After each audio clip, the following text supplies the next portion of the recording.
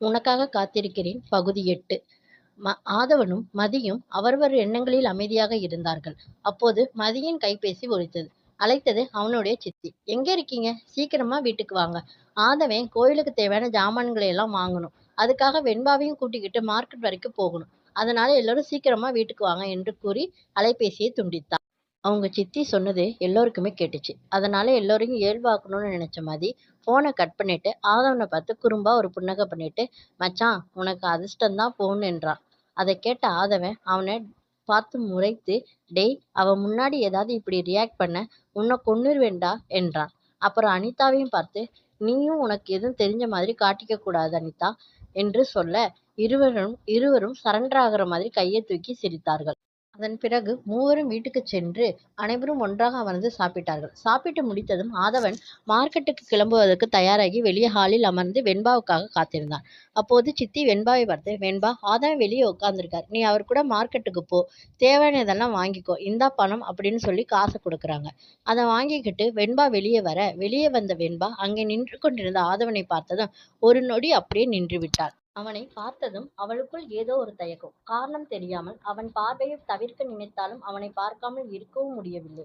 என்ன இது? இவனை பார்த்தாலே ஏன் இப்படியெல்லாம் வெட்கம் வருது என்று கேள்வி மனதுக்குள் எழ, அதை தனக்குள்ளே மறைத்து கொண்டு தலை குனிந்தபடி தயங்கி தயங்கி ஆதவனை நோக்கி நடந்தான். அவளுடைய அந்த தயக்கத்தை ஆதவன் கவனித்துக் கொண்டிருந்தான். அவனுடைய வாழ்க்கையில் இதுவரை அவனை சுற்றி வந்த பெண்கள் யாரும் அவனை பார்த்து இப்படி தயங்கியதே இல்லை. அவனை பார்த்ததும் இயல்பாகவே நெருங்கி வந்தவர்கள்தான் அதிகம்.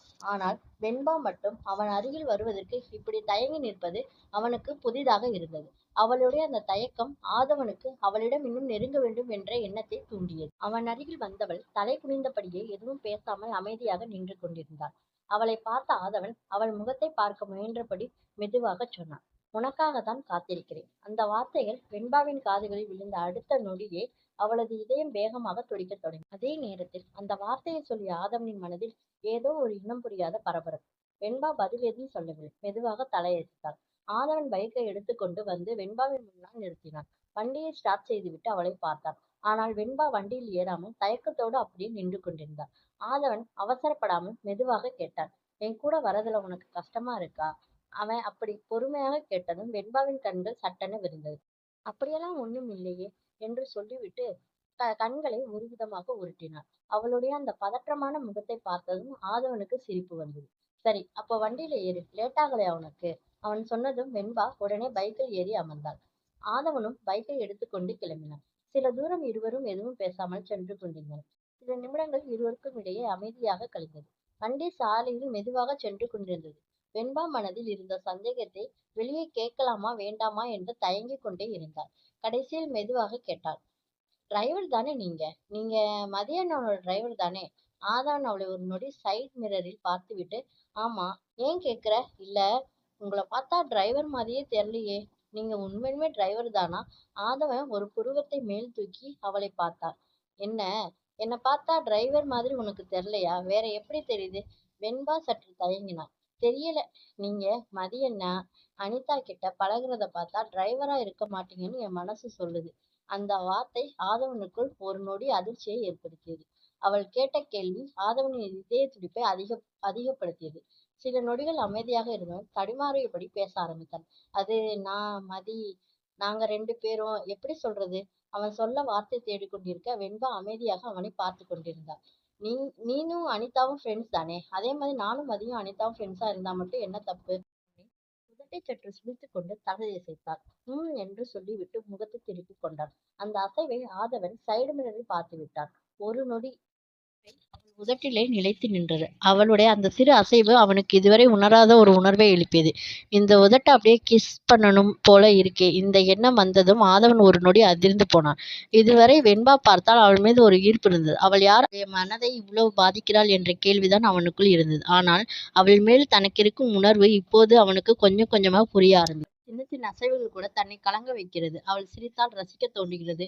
அவள் கோபப்பட்டால் மனசு கஷ்டமாகிறது. இப்போது அவள் உதட்டை சுளிப்பதை கூட வேறு யாரும் பார்த்து ரசித்து விடக்கூடாது என்ற ஒரு உரிமை உணர்வு அவனுக்குள் எழுந்தது. அந்த உணர்வை அவனால் கட்டுப்படுத்த முடியவில்லை. திடீரென்று வண்டியை ஓரம் நிறுத்தினான். வெண்பா அவனை பார்த்தாள். என்னாச்சு? ஆதவன் அவளை நேராக பார்த்தான். இன்னொரு வாட்டி இந்த மாதிரி பண்ணாத. வெண்பா அதிர்ச்சியுடன் அவனை பார்த்தாள். என்ன பண்ணேன்? ஆதவன் அவளுடைய முகத்தை பார்த்தபடியே, கொஞ்ச நேரத்துக்கு முன்னாடி எப்படி உதட்ட சுளிச்சியோ அதே மாதிரி இன்னொரு வாட்டி பண்ணாத. வெண்பா இன்னும் புரியாமல் பார்த்தாள். ஏன்? ஏன் ஏன் பண்ணக்கூடாது? அந்த கேள்விக்கு ஆதவனும் உடனே பதில் இல்லை. ஏன்னா நீ இப்படி பண்ணும்போது உன்னை அப்படியே கிஸ் பண்ணும் போல இருக்குடி என்று மனதுக்குள் சொல்லிக் கொண்டவன், அந்த உணர்வை வெளியே சொல்ல முடியாமல், பண்ணாதன்னா பண்ணாத அவ்வளவுதான் என்று சற்று கோபமாக சொல்லிவிட்டு வண்டியில் ஏறினான். வெண்பா அவனை ஆச்சரியமாக பார்த்து கொண்டிருந்தாள். அவனுடைய கோபத்தை பார்த்ததும் அவளுக்குள் முகம் சற்று வாடியது. ஏன் உதடுதானே, நான் என்ன வேணாலும் பண்ணுவேன் என்று மனதுக்குள்ளே நினைத்தாலும் அவன் கோபமாக பேசுவது அவளுக்குள் ஏதோ ஒரு வலியை ஏற்படுத்தியது. ஆதவன் வண்டியை வேகமாக ஓட்ட ஆரம்பித்தான். அவனுக்கு மனசுக்குள் அமைதியே இல்லை. எதுக்காக நான் இவ்வளவு கோபப்பட்டேன்? அவன் முகம் வாடி போனதை கவனித்தவனுக்கு அவன் மேல் இன்னும் அதிகமாக ஆத்திரம் வந்தது. எதுக்காக நான் இவ்வளவு கோபப்பட்டேன்? அவ என்ன பண்ணாலும் எனக்கென்ன? ஆனா அதற்கான பதில் அவனுக்கு தெரிந்திருந்தது. அவளை அவ்வளவு பிடித்திருந்தது. அவள் மேல் தனக்கு தெரியாமலே ஒரு உரிமை வந்திருந்தது. அந்த உரிமைதான் அவனுடைய வார்த்தைகளில் கோபமாக வெளிவந்தது.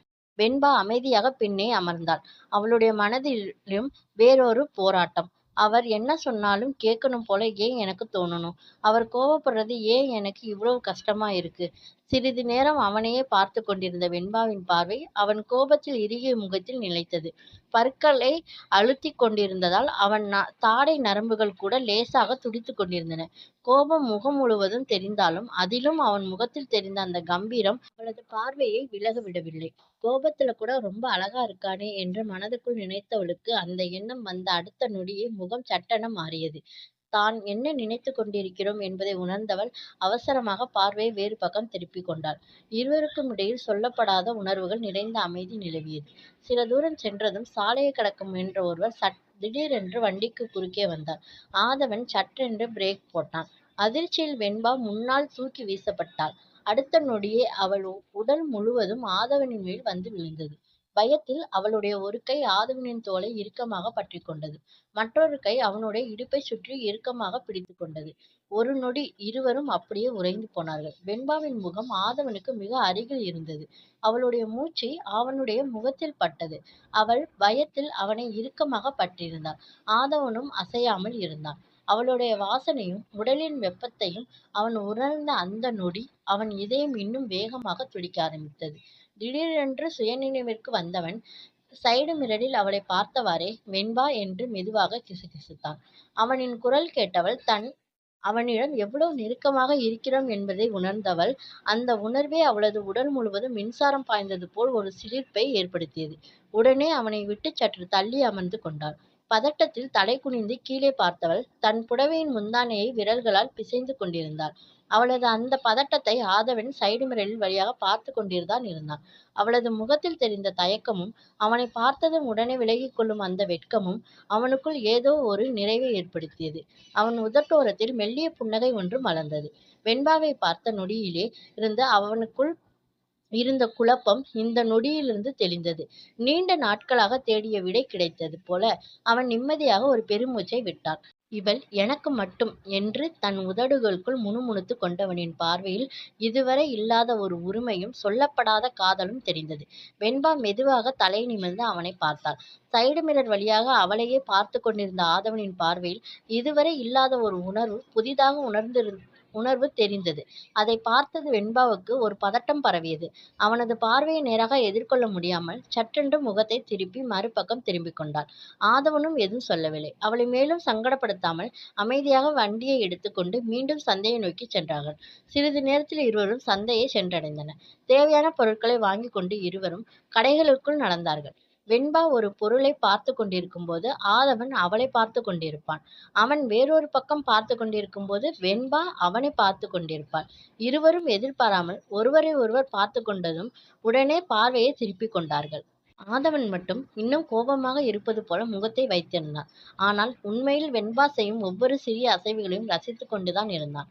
அந்த நேரத்தில் வெண்பா என்று ஒரு வயதான பாட்டியின் குரல் கேட்டது. வெண்பா உடனே திரும்பி பார்த்தாள். அங்கே வளையல் கடை வைத்திருந்த ஒரு பாட்டி புன்னகையுடன் அவளை அழைத்து கொண்டிருந்தார். வெண்பா அருகில் சென்றவள், எப்படி இருக்கீங்க பாட்டி? நல்லா இருக்கேம்மா. நீ கேட்டிருந்த வளையல் வந்துருச்சு பாரு, உனக்காகத்தான் எடுத்து வச்சிருக்கேன் என்று சொல்லி புதிதாக வந்திருந்த வளையல் பெட்டியை திறந்து காட்டினார். கண்ணாடி வளையல்கள் அழகாக மின்னின. வெண்பாவின் கண்களில் உடனே குழந்தைத்தனமான ஒரு சந்தோஷம் தெரிந்தது. அவள் ஒன்றை எடுத்து கையில் வைத்து பார்த்தாள். இது புதுசா வந்த மாடல். உனக்கு ரொம்ப அழகா இருக்கும். முன்னாடி கேட்டியே, அது இதுதான். வெண்பா விலையை கேட்டாள். 400க்குள்ளதாம்மா, அவ்வளவுதான். அவளுடைய முகத்தில் இருந்த சந்தோஷம் அப்படியே குறைந்து விட்டது. வளையலை மீண்டும் மெதுவாக கீழே வைத்தாள். இல்ல பாட்டி, இப்ப வேண்டாம். ஏம்மா, பிடிக்கலையா? வெண்பா சின்னதாக புன்னகைத்தாள். பிடிச்சிருக்கு பாட்டி. என் பாட்டிக்கு கொஞ்சம் மருந்து வாங்க வேண்டியது இருக்கு. நான் இன்னொரு தடவை வந்து வாங்கிக்கிறேன் என்றாள். அந்த வளையலை இன்னொரு முறை ஆசையாக தொட்டு பார்த்தாள். பின்னர் மனதை தேற்றிக்கொண்டு அங்கிருந்து நகர்ந்தாள். அதையெல்லாம் சற்று தூரத்தில் நின்று கொண்டு ஆதவன் பார்த்து கொண்டுதான் இருந்தான்.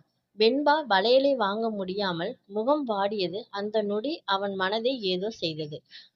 அவள் ஆசையை மறைத்து கொண்டு போகிறதை பார்த்ததும் அவனுடைய பார்வை அந்த வளையல் கடையிலேயே நின்றது. அவள் சென்ற திசையை ஒரு நொடி பார்த்தவன் மீண்டும் வளையல் கடையை நோக்கி திரும்பினான். பாட்டி, அந்த வளையலை கொடுங்க. வெண்பாவுக்கு தெரியாமல் அவள் ஆசையாக பார்த்த அந்த வளையலை ஆதவன் வாங்கி வைத்து கொண்டான். அவனுடைய முகத்தில் ஒரு சிறிய புன்னகை மலர்ந்தது. உனக்கு பிடிச்சது உன்கிட்ட தான் இருக்கணும் என்று மனதுக்குள்ளே சொல்லிக் கொண்டான். வெண்பாவுக்கு அது தெரியவே இல்லை. அவள் முன்னால் நடந்து கொண்டிருந்தாள். அவளுக்கு தெரியாமல் அவளுக்காக அவன் வாங்கிய அந்த வளையல்கள் மட்டும் ஆதவன் கையில் பத்திரமாக இருந்தன. அந்த ஸ்டோரி வந்து நான் இப்பதான் ஃபர்ஸ்ட் டைம் எழுதுறதுக்கு நான் ட்ரை பண்ணியிருக்கேன். இதுல ஏதாவது மிஸ்டேக்ஸ் இருக்கு, ஏதாவது இது பண்ணணும். உங்களோட உண்மையான கருத்துக்கள சொன்னீங்கன்னா தான் நான் அத கன்டின்யூ பண்ண முடியும்.